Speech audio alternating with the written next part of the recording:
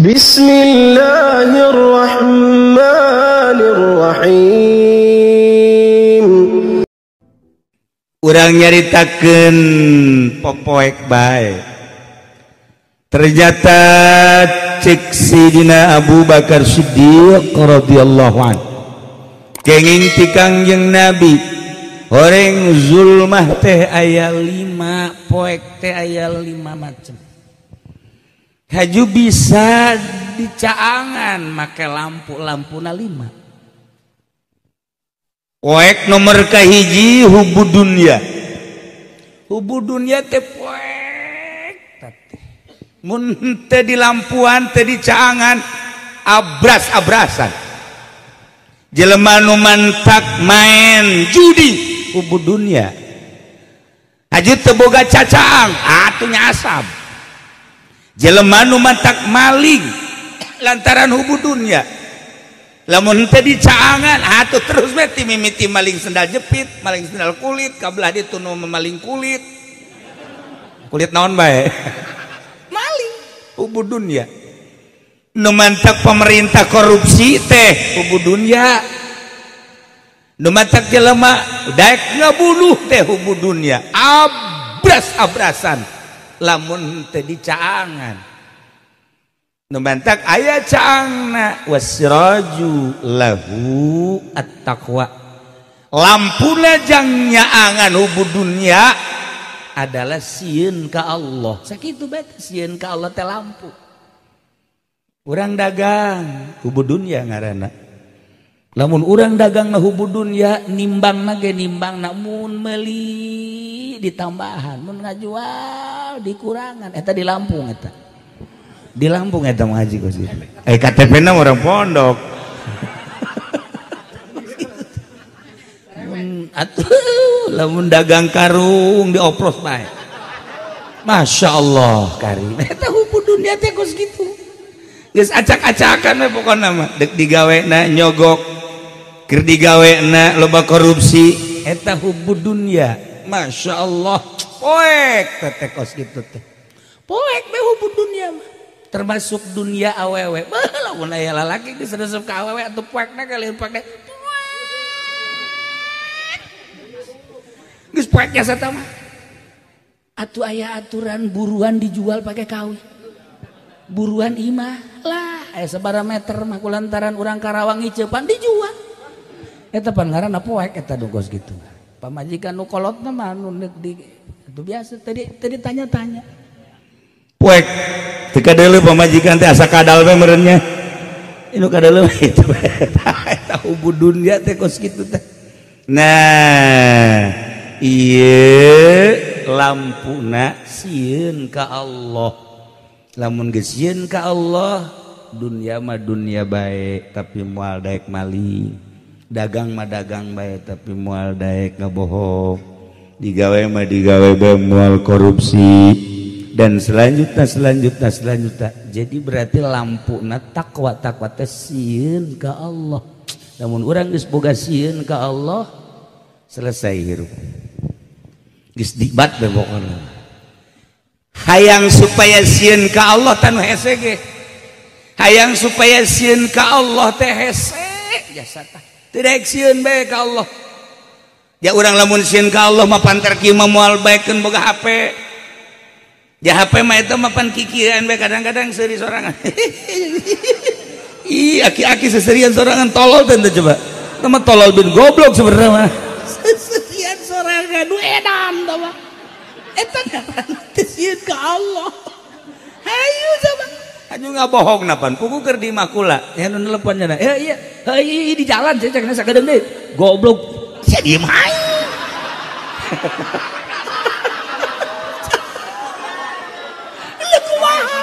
Atuh eta ngaranna kos kitu teh ya. Teu sieun ka Allah. Masya Allah karim. Tah hayang supaya sieun ka Allah komo geus kolot kumaha tah carana? Abeh mun dagang make aturan syariat jasieun ka Allah. Mun urang digawe di pemerintahan moal korupsi jasieun ka Allah. Mun urang di pabrik sarua bae moal korupsi jasieun ka Allah. Urang kuli sesuai jeung aturan kuli. urang tani sesuai jeung aturan tani, urang jadi kiai ge teu ngajualan ayat. Kan ieu teh lobana mah ngajualan ayat. Tah juga dituna atuh karana ge ngajualan ayat nu halal jadi haram, nu haram jadi halal. Eta kiai, lain di dieu mah pusatna.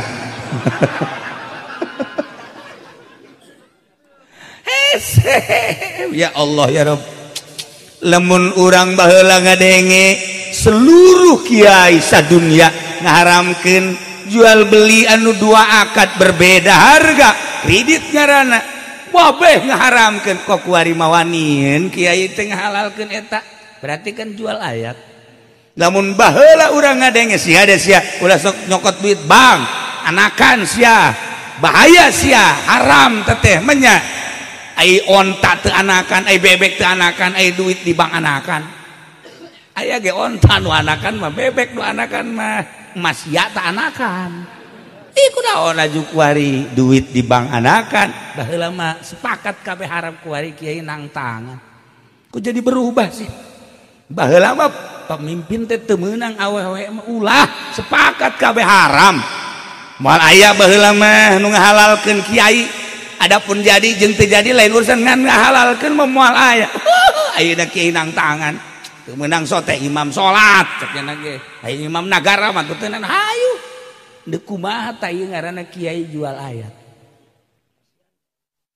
Iya tuh kiai mah ayeuna bisa istighfar tolol. Sia.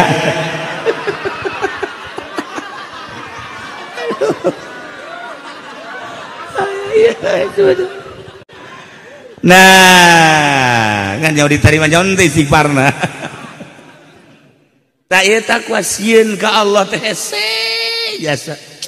Masyaallah geus nyaho urang teh ngan ieu cara jang sieun ka Allah nu hese teh eta.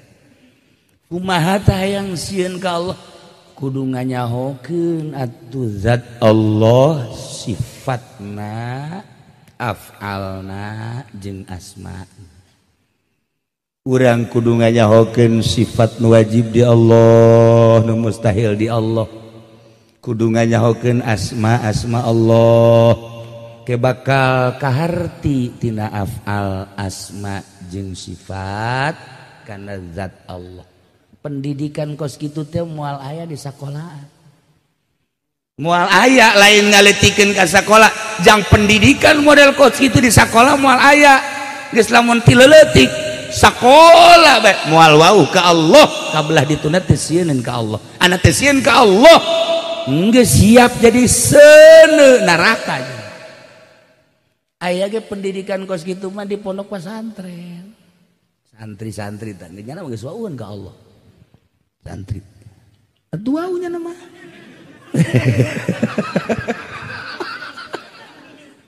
Sebab nu diajina ge atuh bangsa bab Allah malulu. Mentek moal daekeun maling santri mah leutik mah. Kagok cenah. Moal daekeun. Tah jadi dimimitian mengenal Allah teh ti leutik keneh supaya engkena ngerenyed sieun ka Allah. Lamun ti leuletikna teu dididik model kos kitu, atuh eta dimimiti faud. Terus TK naik, terus asad asam up naik, terus TK SMA kuliah.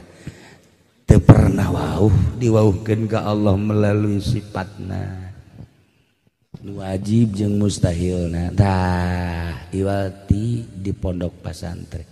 Mentek aya jelema nu daekeun mondok hiji bae eta teh bisa menaungi sadesa. Bahkan sakecamatan kusa urang nu mondok sakecamatan jadi tiis iuh kusa urang doang. Oh alhamdulillah di mana emang sia mondok.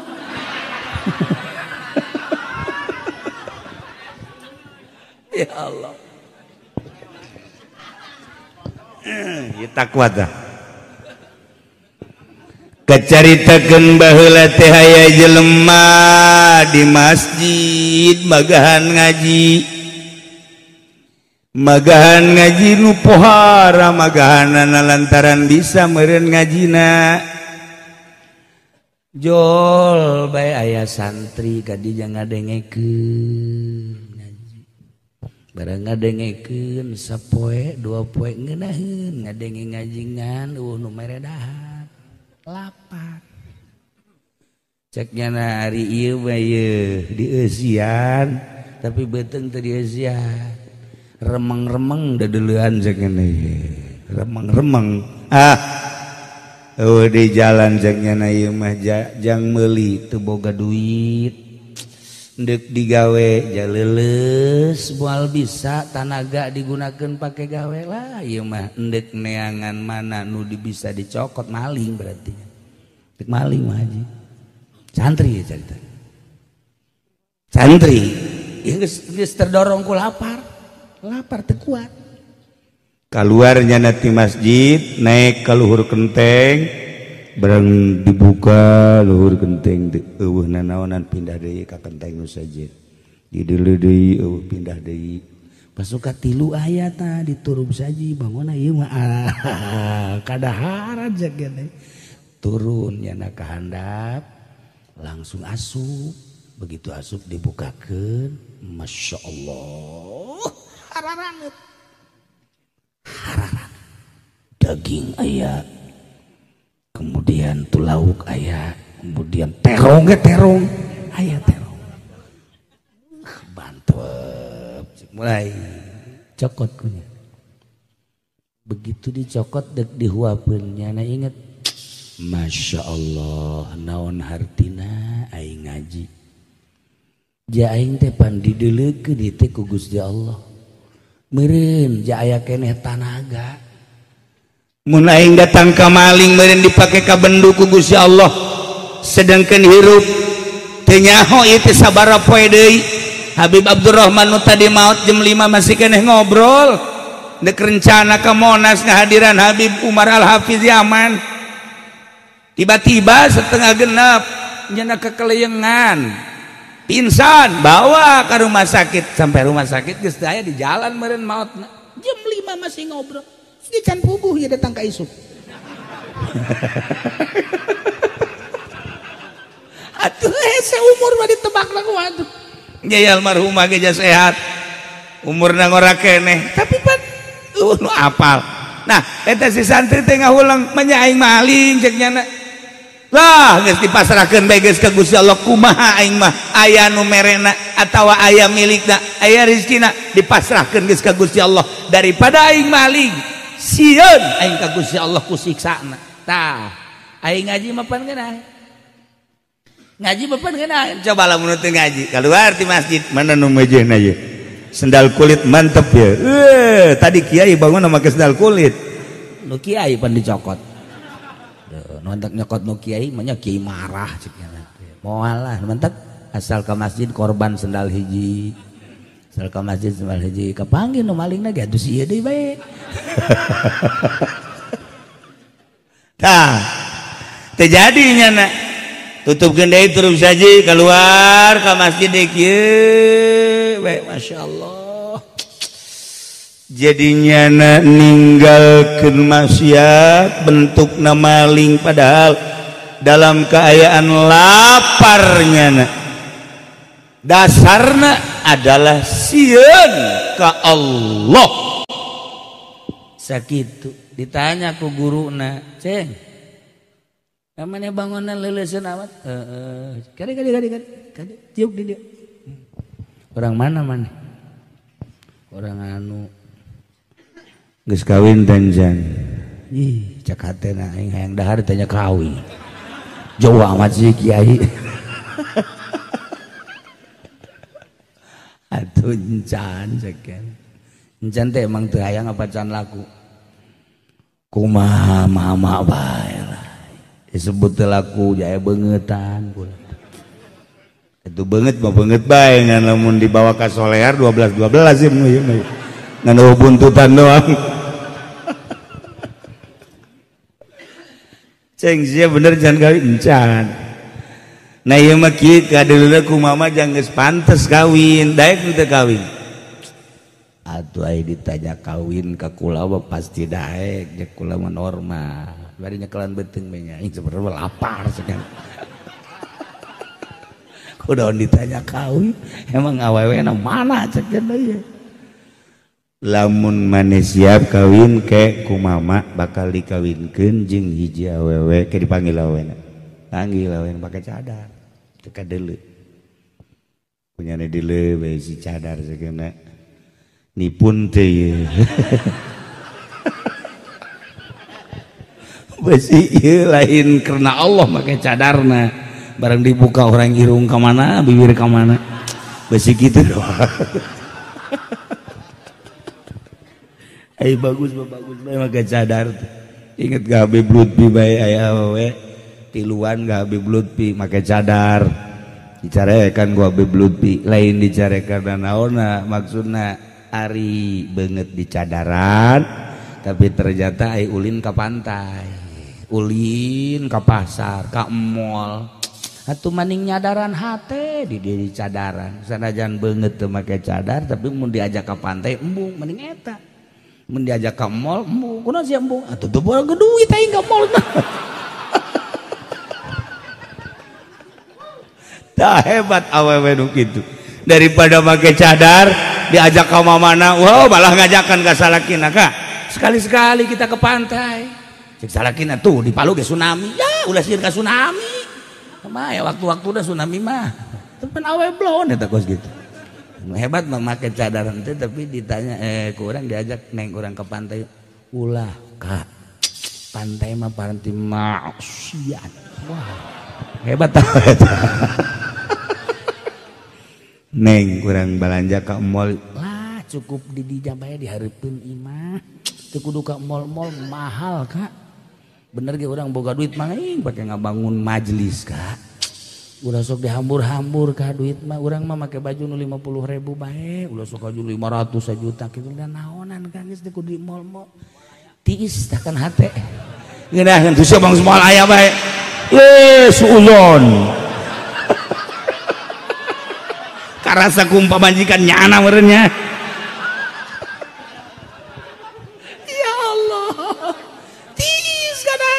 ya Allah ya Rabbi kak ai kakak ieu bangona puyangan amat geura pu kakak keur ngabangun pondok ya ju atuh pan kurang duit da kakak-kakak teh gadoan can ka polester Masya Allah ai kakak kos boga pamajikan saha bae ieu pan emas nang meulikeun kakap tah jual ieu tah jual tah kak tah ieu mah dipamerkeun di dieu lain pameran jang sasa ieu mah keur salagi teu butuh ayo butuh mah ayo jualan jang naon kula make ieu ayo pondok teu anggeus ayo teh jualan geus kabeh ke gantian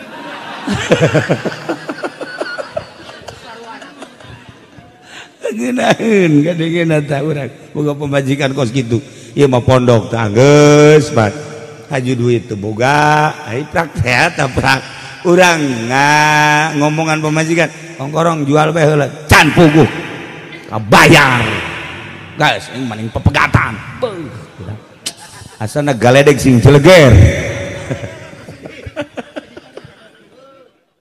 tah icak mama teh cak bawa neng ka dieu datang ieu masalah dek nanya bae neng ieu daek teu ka lalaki itu insyaallah abdi mah deuk nurut bae cik eta kiai teh ceng santri ieu teh hiji awewe dikawin ku hiji lalaki kakarak ge boga anak hiji maot anakna haju pamajik salakina maot jadi irang da ta ieu karunya geus aya imah kemudian eueuh nu ngajejeman aceng daek teu kawin ka dieu aduh insyaallah cek insyaallah dek ulah cek kita tegis haju langsung neangan saksi dua TCC langsung dikawinkeun ku kiai nendak walina diteangkeun aya beres geus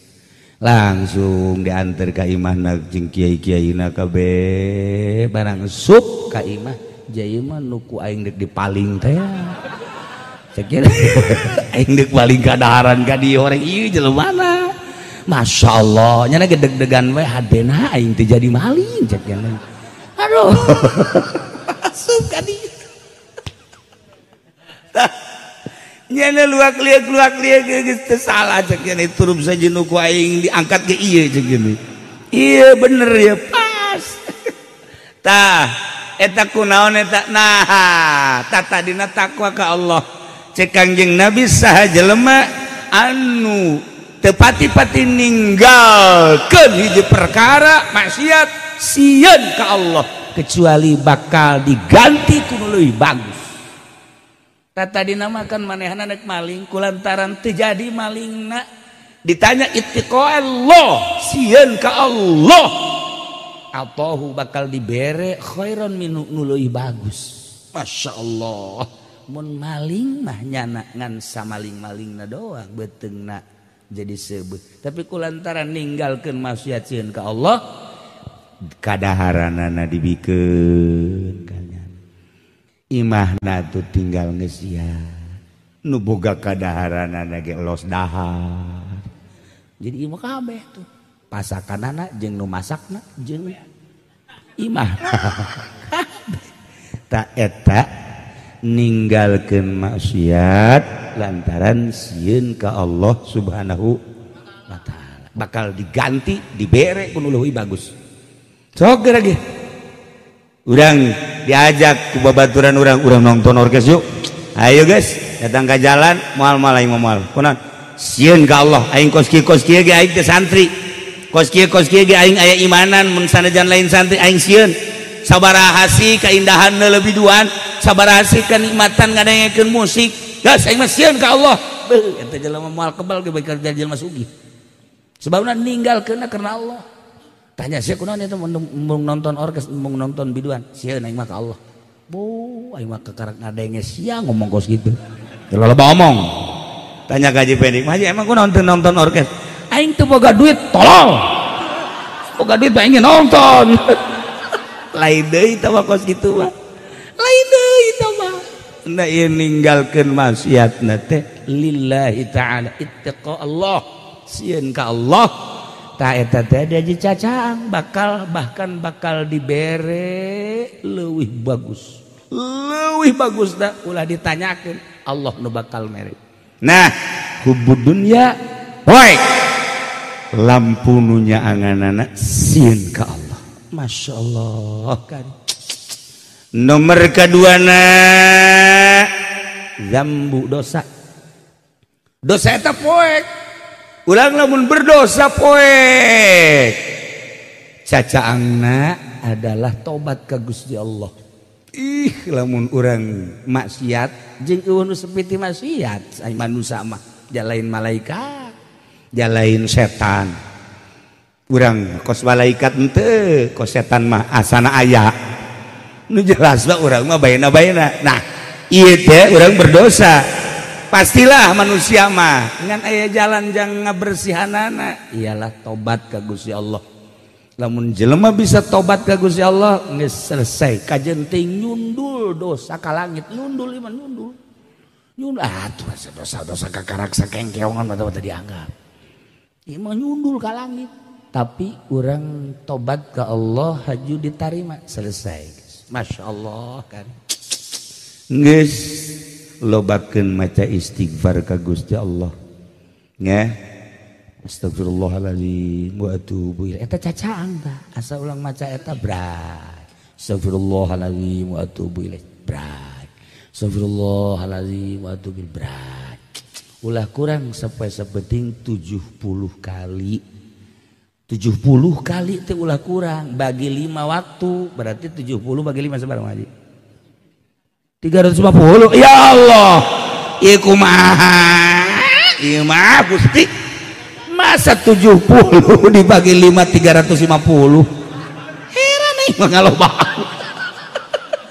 painganan dagangna bangkrut atuh ieu hitunganana Masya Allah eta 70 bagi eta keur minimal astagfirullahaladzim wa atubu ilaih astagfirullahaladzim wa atubu ilaih istighfaran ku urang tujukeun tujukeun ka hiji-hijina anggota urang mata. Astagfirullahalazim Gusti, mata abdi ti mimiti bentak ka zuhur ka asar ka magrib datang ka ayeuna ye urang nu sarete tah be meureunanan ieu mata teh loba jasa dedeleuan pake neuleu nu dilarang ku Gusti.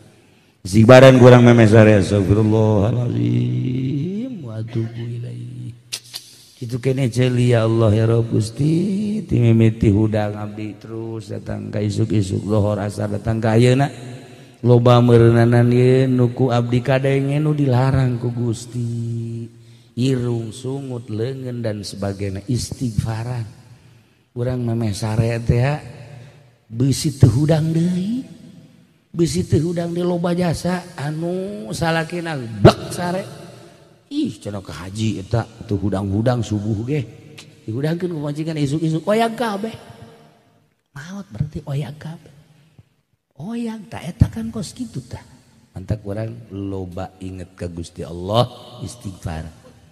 Nomor katiluna poek teh al qabru kuburan teh poek. Kuburan teh poek teu kumaha poek batu bayangkeun ngan sakadar jang awak doang aju make tataban ya Allah ya Rabb anu urang teh ngabanggakeun beungeut urang dipoles beungeut 2 jam di hareupeun kaca ge kikian mimiti dibersihan aju dipoles aju dihideungan aju beureum aju koneng keluar kos barong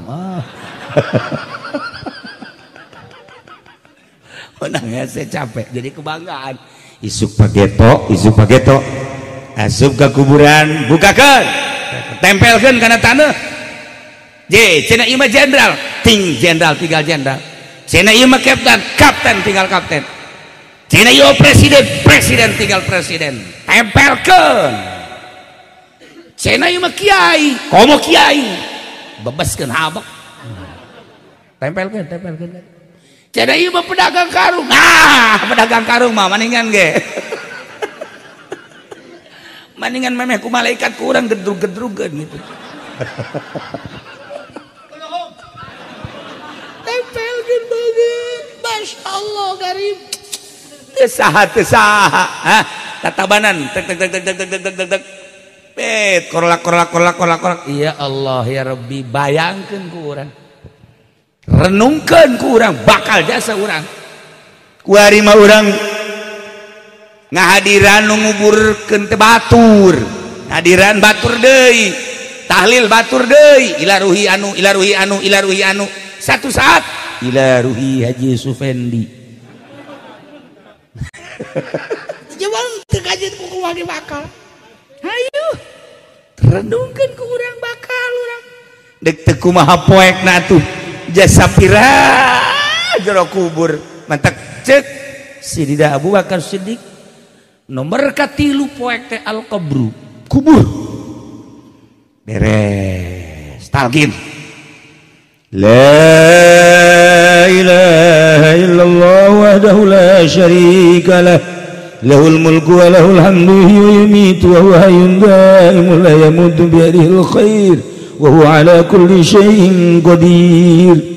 Talqin deh talqin mait kan yang harap ngulon nu talqinna yang harap ngetan nu mantak yang harap ngetan kan mapatahan abeh pahareup-hareup secara aklina abeh pahareup-hareup nyana yang harap ngulon urang disiraheunana berarti yang harap ngetan beres mapatahan doa ai doa mah urang sarua nyarep ngulon sebab Baitullah na aya di kulon Abdolna tah kos kitu bisi bertanya-tanya kunaon sih cenah kiai aya nalkinan osok kitu naon ngaranna nyahareup ngetan maitna ngulon kan keur mapatahan tuh hiji diu sebab di jerona ngedeng ari masyarakat anu penghadir ngangtu seperti eta lah Imam Subki nyaritakeun ketika dibacakeun talqin sakumaha tadi hayyun daimul la yamutu bi yadil khair wa ala kulli syai'in qadir kullu nafsin dha'iqatul maut fa innama tuwaffawna ujurakum yawmal qiyamah faman zuhziha 'anil nar wa udkhilal jannata faqad faz wa mal hayatud dunya illa mata'ul ghurur. Udang mait nyekel tadi cak Haji Pendi, oh pae aing pae aing oh bentar jekal tadi tataba orang bakal seperti itu. Ya Haji Sufendi nyadakan kieu oh kadenge tah urang di jero kubur nulalkeun di luhur kadenge urang mah ayana di alam mulki jana di alam barzah kadenge maha kawasa Allah mun pada urang hirup bahkan teu kadenge tapi lantaran beda alam arwah kadenge mun teu percaya pae ge ya Allah ya Haji Sufendi uzkuril ahda alladhi kharajta alaihi min dari dunya ila daril akhirah wa hiya syahadatu an la ilaha illallah wa anna muhammadar rasulullah. Langsung hudang cik Imam Subki udah memperhatikan wa hiya syahadatu an la ilaha illallah wa anna muhammadar rasulullah sallallahu alaihi wasallam. Al-ana fi atbaqi thara wa baina asakiril mauta fa idza ja'aka al-malakani al-muwakkalani bik wa huma munkar wa nakir fala yufzi'ak wa la yuribak fa innahuma khalqun min khalqillahi ta'ala azza wa jalla. Wa idza salaka man rabbuka wa man nabiyuka dan selanjutnya diperhatikan tak eta talqin. Masya Allah poek kuburan ieu nyaritakeun poek pasti poek kajen kukumaha dek di mana-mana nang cacaang atuh tapi horenganan aya bakal nu nyaangan teh wasrajulahu bila ilaha illallah lampuna nu nyaangan kana poe kuburan dengan membaca la ilaha illallah. Takir di dunia nak sering maca la ilaha illallah minimal mata sholat tilu minimal tilu teu kaburu-kaburu amat mah bari leumpang lah dari leumpang geus assalamualaikum nah batur mah wiridan aing mah geus kaluar bari make sendal la ilaha illallah la ilaha illallah la ilaha illallah beres geus sia ngan tilu ulah loba omong geus tilu ge cak kiai caang bakalna geus aing mah nurut ka kiai caang ngan metetet gitu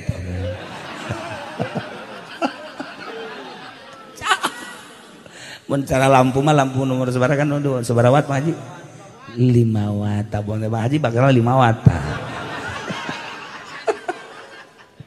atuh masa aing nonton TV berjam-jam kieu aing zikir tilu bae ge bangun teu kuateun jang nyaangan kuburan urang Masya Allah karim caang bakal laku la ilaha illallah mana deui nu nyaangan kuburan tahajud saat batur lelap beranteh capek luka kantor luka pasar luka ladang dan lain-lain berbagai kegiatan ke pabrik lelap nyana sare tapi di tengah-tengah lelap na batur sare orang kuda mandi wudu tahajud batur kere orang tahajud sholli sunat tahajud Allah eta bakal nyaangan kuburan ya itu buka kaisin bolon ada tahajudan tahajud jangan kuburan Masya Allah eta teh saat-saat batur tengah peuting sare poho ka Allah urang inget ka Allah geus puguh maca la ilaha illallah tahajud ngagebrai caang di jero kuburan teh caang jeung loba batur ulah disangka sepi di jero kubur teh wah lobanya sepi loba babaturan rame alamatan mall ditanya ke orang ke Iya saya kasep amat. Kula nu salat 5 waktu teh Masya Allah. Iya nu iya. Ih kula teh ieu teh puasa. Ya Allah ya Rabbi. Iya nu iya kasep amat kula haji. Iya nu iya abdi mah zakat. Ya Allah karumpul kabeh. Iya mah sae main serang amat abdi tahajud. Cek teh tanu nya angan ayeuna teh abdi tahajud. Iya nu iya abdi duha. Ya Allah ayo iya abdi jariyah. Karumpul kabeh mengelilingi urang. Saja pede Aisyah jore amat. Iya pan kula anu dagang ngabohong teh. Jadi kula. Awas ya. Iya bapak pan serem amat. Atuh pan Mang Haji meuli karung di pabrik teh pantah. Aya duitna mah sakitu hayang menang barang sakitu. Ya otomatis pan kerjasama jeung satpam. Ulah kaganggu ya. Kalau kasinggung maksudnya tuh gitu mah gitu bae lana. Eta jadi batur di jero. Ya Allah ya Rabbi, geus puguh meureun polisi mah anu nyana penegak hukum tapi nabrak hukum. Geus boga babaturana bauna luar biasa. Ya Allah ya Rabbi, komo kiai nu ngajual belikeun ayat malah geus cilaka luar biasa. Bakal babaturan anak kos karar itu di jero. Cak aja pengen depan unu kasepan nanti ya man. Cak jana tuh manggih kasep di mana? Pan aing sholat lagi hayang kalem ku tetangga sih mah. Tuh ya Allah ya Rabbi terjadi karena rasep teh Masya Allah. Bahkan aya nu geus kieu bae tah. Eta naon eta? Pamonggol. Jangan tuh jangan bongol sia. Kieu amal. Ya Allah ya Rabbi. Renungkeun ku urang-urang bakal maot. Sementara amal bakal bermunculan mengelilingi urang. Bagus kadele bagus nakarasa ku urang nikmatna di jero kubur. Jore amal urang bakal kapanggih di jero kubur ulah waka ngajembat di jembatan Shiratal Mustaqim. Ieu di jero kubur geus kapanggih urang. Masyaallah karim mantap. Imam Sibaweh mawanieun jasa ditanya ku malaikat munkar nakir. Lantaran naon? Lantaran amal-amalna pohara loba di sekelilingna. Begitu datang munkar nakir nanya ka Imam Sibaweh jago nahu. Man rabbuka? Tuh dia tanya. Pensak malaikat. Man rabbuka? Sembarangan cek Imam Sibaweh. Ih, cek malaikat ini kakarak. Mangi jelema ditanya kos. Kajat tilu kali awas yang teu bisa jawab. Man rabbuka? Dia man kalimah naon? Man. Jipan malaikat bantu mondok. Atuh bebeja ka Gusti. Aya hamba Gusti ditanya man rebuka nanya deui ka kula. Nanya kumaha? Nanya man rebuka teh mana man kalimah naon? Atuh lain dijawab. Gusti abdi mah pantu mondok. Geus amankeun hamba aing nu kos kitu mah. Datang deui malaikat nanya deui sia. Henteu. Aman. Coba eta. Masya Allah karim. Kunaon eta bisa berani kos gitu? Lantaran di sekelilingna tuh teu sambarangan. Coba Haji Pendi misalnya ya ditanya man rebuka man kalimah naon sih ya goblok tuh tanya ke aing emang teu nyaho sia dipiteskeun ku aing sia atunya na ge neuleukeun jana ge ulah saman mana nya nurutan aing nurutan Imam Sibaweh atuh ulah saturutan-turutanana tah ieu jadi malaikat ge atuh gempeur ka Sidina Umar mapan komo Sidina Umar mah cek malaikat isi tanya tah ulah aing sieun kulantaran tugas bebeja heula pan malaikat ge mun kana Umar punten naon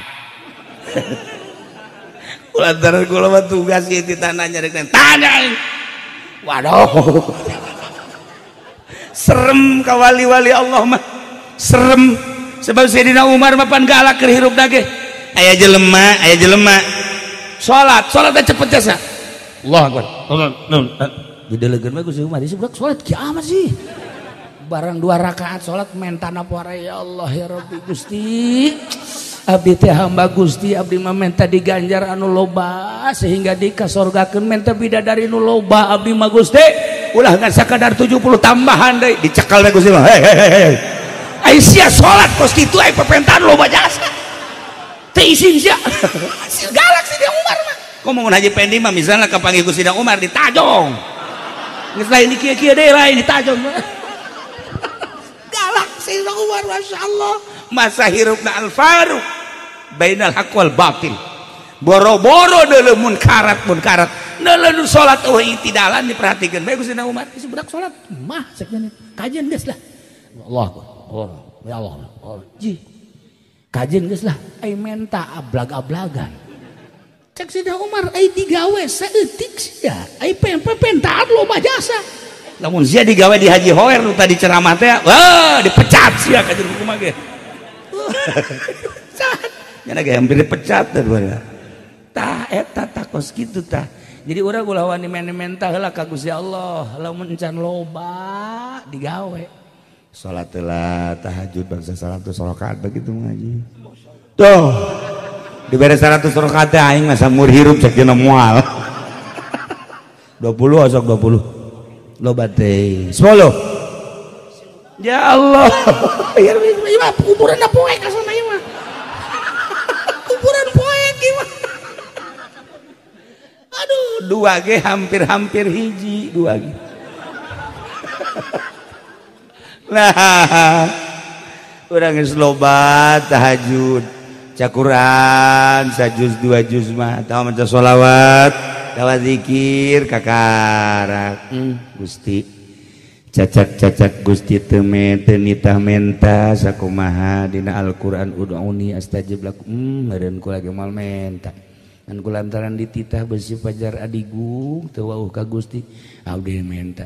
Abdi mah ulah loba-loba pepete moal loba-loba pementa sakieu bae naon nu dibutuhkeun ku abdi pang ngaijabakeun pang nyomponankeun. Abdi butuh kendaraan supaya aya. Abdi butuh awewe atuh 2-3 mah supaya aya. Gusti loba amat. Tah kitu Gusti abdi mah geus ulah loba-loba kabutuh pangnyumponankeun abe tentrem ibadah ka Gusti titik beres. Ieu mah aya salat 2 rakaat. Aya menta doa geus kaluhur deui, kahandap deui, can geussan keneh bae. Sesugan teh geus naik deui ka luhur. Masyaallah isi menta pohara amat. Hizib Nasor di bawah hizib Nasor. Turun deui. Hizib Ripai tambah deui. Cak masyarakat, "Woi, sia da kira eureuna ieu ngadoa." Loba-loba. Leuh mah balikan deui horenganan. Kubur teh poek masyaallah wasiraju lahu la ilaha illallah jeung tahajud. Bahkan ditambahan kujang niisan jero kubur sodakoh teh bakal tiis. Urang nanya ka malaikat isi tiis amat. Oh ieu teh sodakoh mah sodakoh naon? Kipas teh nu di masjid masyaallah. Bu, mun harita kula meureun sodakoh aset tiis jasa makana. Aya Haji Fendi mah malaikat panas amat sih aya naon ieu? Atuh pan kipas batur dicokot ku sia di masjid. Dibalikeun. Batur mah sodakoh kipas ka masjidnya nama tukang nyokotan. Atuh panas. Bari ge loba di kamarna kipas ambal aya. Tah ieu tiis. Sodakoh ka fakir miskin tiis. Sebab naon? Pernah niiskeun hate di dunia. Saat batur panas. Waalaikumsalam hukum sanan sia. Aduh kula encan dahar geus 2 poe. Sanunita tuh. Jadi bebloon. Kuku batur lapar sanunita tek galedeg sia. Cak nyana aing ka dinya lain ditulungan sanunita. Lain deui tah isuk mah datang. Waalaikumsalam. Enon mah cek Haji Pendi teh. Kula lapar di kamar. Dengekeun. Jelema mah kudu daek digawe. Sebab lamun teu digawe teh buktina sia lapar takos gitu. Makanya digawe. Pan jelema kos gitu mah lain butuh ceramah. Butuh ge sangu. Nyana indit mah goblok aing butuh sangu di ceramahan. Ieu potonganna tolol. Coba ge ka Haji Khoer. Waalaikumsalam. Naon? Kula lapar ti kamar. Cukup teh saboboko. Sabaraha urang sia? Ieu teh saboboko tah. Tanya lauk-laukna tah. Jeung isuk tah duitna tah 1 juta tah. Sakyana mudah-mudahan Haji Hoer bisa kawin deui. Kadangnya ku pamajikan salah doa sia. Tuh kan. Jadi didoakeun tiis hatena jero kubur bakal tiis. Seperti eta rumus Kangjeng Nabi nyaritakeun, Masya Allah Karim. Jelema keur kasulitan, bantuan kurang ku tanaga, mun butuhan tanaga. Jelema keur panas hatena, butuh nasehatan, tiis di jero kubur bakal tiis.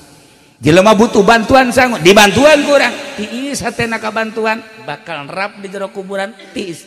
Cacaang aya, maca la ilaha illallah, tur tahajud tengah peuting, tiisna aya, sodako bisa nentremkeun batur di jero kubur tiis. Masya Allah Karim nikmat ngadengekeun mah. Itu ngalaksanakeun boro-boro nu ieu kitu bae puguh. Ya Allah ya Rabbi hese ngalaksanakeun. Ih boro-boro ka batur anakna datang Assalamualaikum. Ada apa lu? Bah saya nih dagang kurang modal. Pakai otak. Ambo cak anakna lamun lain bapak ku aing dibodem ku bapak. Panas hati anak. Geura paeh Mang Haji. Panas. Nanya ke malaikat. Malaikat kok ini panas ada apa ini? Anak elu dulu minta bantuan, lu nggak bantu, panas hatinya. Sekarang lu dibuktikan jadi panas tak? Waduh, malaikat saya pengen keluar lagi ke dunia. Gua bodem lu. Iya sekadar rumus-rumus supaya kaharti urayan-urayan Kangjeng Nabi abeh kaharti kurang jahe masih berlapis-lapis urayan Kangjeng Nabi. Nah tilu kaupat poek teh al akhirah teh poek sirajulahu lampu jangan lampuan poek al amalus soleh amal-amal soleh bakalnya angan orang terakhir as-siratul mustaqim jembatan siratul mustaqim teh poek teh kadeuleun ku urang sirajulahu lampu nujangnya anganana adalah al yakin lampu na adalah yakin. Urang mun carita yakin hese. Sebab kadang-kadang yakin mah lain di nu bodoh, di nu pinter ge eueuh yakin. Nu pinter teh kiai loba, tapi keyakinan mah henteu. Di antarana teu yakin kana diatur ku Allah. Teu yakin karena teu yakin ka Allah padahal Allah teh geus ngarizkian urang. Wa ma min dabatin fil ardi illa 'alallahi rizqa. Teu yakin ka ayat eta kiai ge bisnis teu yakin ka ayat eta ancul-anculan yangan dunia teu yakin ka ilmuna atuh kos nu bodoh bae kayakinan mah kadang-kadang nu bodoh mah yakin di itu urusan Allah teh mah yakin mah aya nu bodoh boga yakin nu pinter mah teu boga yakin aya nu pinter boga yakin boga ilmu tur boga yakin biasa aya nu bodoh teu boga yakin nya bodohnya teu yakin biasa tapi ieu mah bodoh mah aya tapi dibere keyakinan ku Gusti Allah bakalna beda. Tapi urusanna Gusti Allah kos khusu jeung teu husu. Kiai ge teu husu bae salat teh. Teu husu. Ulama lamun cara sombong-sombong. Mengaji pending can curang husu sakungkang. Saumur hirup pasti salat can curang husu. No. Sebab kan lain lirikan mata nu husu kadele tingkah jelema nu sok husu kan kadele ayat wah kakabehan geulana sorangan bae na ayat tanda-tanda kahusuan teh ayat tandaan ulah dikira tanda ayat tanda jelema nu sok husu jelema nu teu husu teh ayat tandaan eta mah kajeun temen nu nyarahun ngan urang berusaha nu boga ilmu ge kadang-kadang teu khusu kadang-kadang nu bodoh khusu model mantak almarhum abah pernah mapag hiji jelema dipapag cek urang teh tadi papag sonoeun amat padahal mah bodoh geus beres ngobrol bangun sonoeun teh kitu teh balik we ditanya bah eta sono amat ih salat teh khusu manya sia teh khusu kula pernah ngabuktikeun coba khusu tah henteu nyana sholatlah digigirinnya taraweh coba bener kadeli lain deui sagala rupana hese geus dicaritakeun oh berarti bener aya tah datang haji pengen datang teu dipapa ku aman dijauh kene ke mana pen geus teu kudu asup ka ieu mah di jalan bae di jambe geus perlu naon sakina kaya lah ieu keur carita yakin teh pamere Allah ngan lolobana mah nu boga ilmu yakin mah nu bodoh mah carang tapi kadang aya nu boga ilmu teh yakin tapi nu bodoh yakin sejarahna ulah kudu jauh-jauh di para wali Allah di zaman kula keur leutik aya jelema pindahan ti Tanjung Priuk kemudian bebeja ka Abah menta wiridan sholawat dibere bodoh jelema teh bisa maca Quran urut di Tanjung Priuk kemudian dibere maca sholawat sabaraha kieu macana lamun sakurang-kurangna teh salat 11 ngan lamun kuat mah hayu bae 4444 saminggu bakal lamun kuat sapoe diwiridkeun kunyana sapoe teh 1000 kadang-kadang 2000 terus kabelah dina asal maca sholawat ceurik asal maca sholawat rembes asal maca sholawat ceurik kabelah dina ditanya tah ku abah teh kunaon ieu Pak Haji lamun maca sholawat sih kok rembes dari perasaan ayah cekena Kangjeng Nabi isi ka Kangjeng bodoh jelema teh bisa maca Quran Masya Allah bahkan pernah mimpi kapanggih jeung Kangjeng Nabi kan urang mah ieu sakitu ge dikiaikeun ku batur mana dibuya-buya hese dek kapanggih ngimpi jeung Kangjeng Nabi teh jeung kunti anak siapa sok aju ngaku sorangan atuh deuk kumaha jeung teu kuntina atuh neuk sarena ge teu kudu heula beuh komo pamajikan geus nangkarak mah teu babanyo deui datang ceklak bae teu sakumaha naik kuda teu kumaha ngimpina atuh nah iyalah para jamaah kaum muslimin wal muslimat rahimakumullah popoek lu 5 cacaangna ge 5 gambaran-gambaranana sanajan singkat panjang mun dongeng hiji-hijina jang gambaran renunganana urang ge bakal maot setelah maot ditaringgalkeun kapan ku dulur urang ku tatangga urang sorangan di jero sempit poek pasti tetapi ternyata di luar dugaan moal Kangjeng Nabi ngadawasi qabrahu Gusti muga ngajembarkeun ngalegakeun berarti aya nu lega di kuburanana nawir qalbahu qabrahu berarti kan anu caang jabal pati-pati Kangjeng Nabi ngadoakeun kitu lamun teu nya caang kuburanana nya lega kuburanana horeng tergantung amal ibadah moal kebal deui urang ge sarua sieun lamun urang nyaritakeun falu sakaligus berjamaah maot kumaha mun isuk mun pageto minggu hareup datang paeh ka urang ndek lumpat ka mana urang moal bisa eueuh jang lumpat hiji be bebekelan nu loba sakitu be ulah nyaritakeun presiden calon presiden sa puyeng nu kos itu puyeng ke mangan gontok-gontokan teh kudu geus kumaha engke bae lah ja asup ka TPS ge henteu dikukumahakeun urang geus dicolok-colok ku urang memeh nyolok itu nu di imah bae heula colokan ku urang beres geus lah geus problem teh mah geus geus deuk saha urang mah kieu-kieu bae abi tenang pikiran urang ieu urang mah hayang bisa ibadah ka Gusti Allah mantep mun aku mun isuk maot tah nu dipikiran teh kos kitu kecuali cek haji pede lamun aju dibere duit atuh lain deui geus dibere duit banyana mah atuh lain kos kieu tingkahna ge ieu mantap kos kieu can dibere duit iya mun geus dibere duit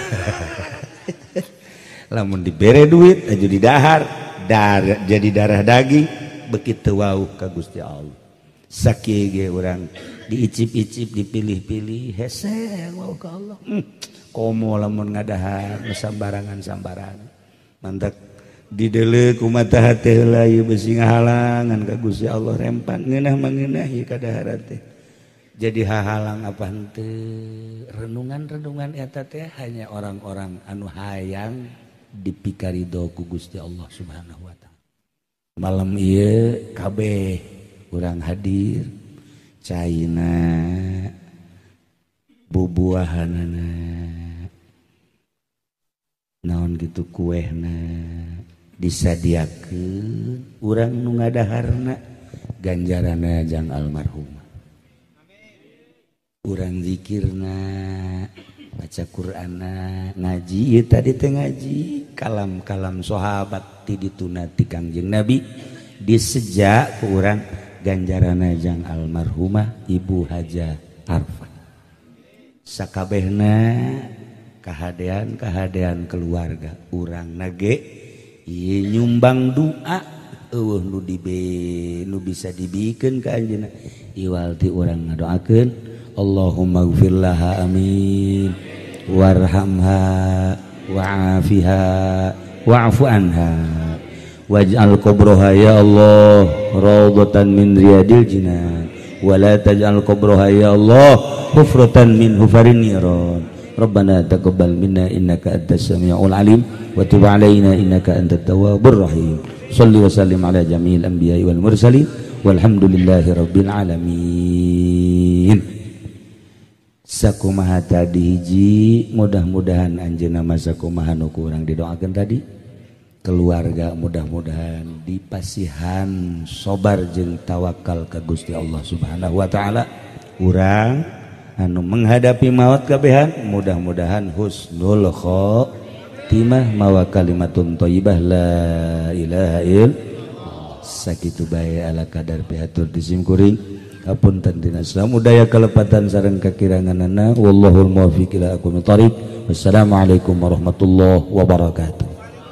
Bismillahirrahmanirrahim.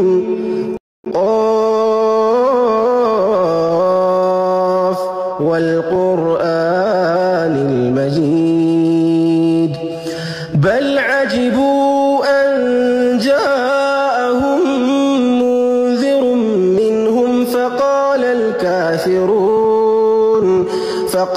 al-kafirun hadha shay'un ajib أإذا متنا وكنا ترابا ذلك رجع بعيد قد علمنا ما تنقص الأرض منهم وعندنا كتاب حفيظ بل كذبوا بالحق لما جاء